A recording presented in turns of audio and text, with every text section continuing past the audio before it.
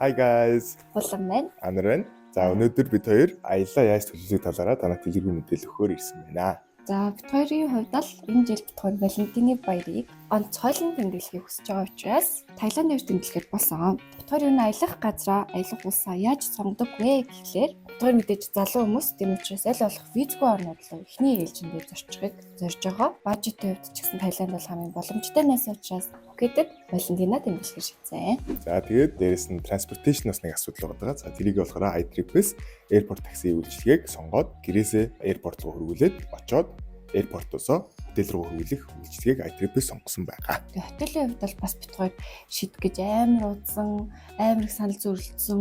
Тэгээд яг нэг шийдэл авсан байгаа. Тэр нь болохоор iTrip-ийн аялын зөвлөгчтэй холбогдож хотелийн талаар зөвлөгөө авсан. Өөртөө боломжтой бажет, тэнцээ байх хугацаа, тэгээд байхыг хүсэж байгаа дүүрэг, хороололч гэдэг юм уу тэр болгоныхаа мэдээллийг явуулаад бид хоёрт тохиромжтой байж болох хотелуудыг бид хоёрт үзүүлсэн тийм. Тэгээд дээрэс нь интернетээс өөрөө ингээ хайгаад үзье гэвэл trip.com, booking.com гэж байгаа. Гэхдээ тэд хайж хэрсэлтэй байдаг.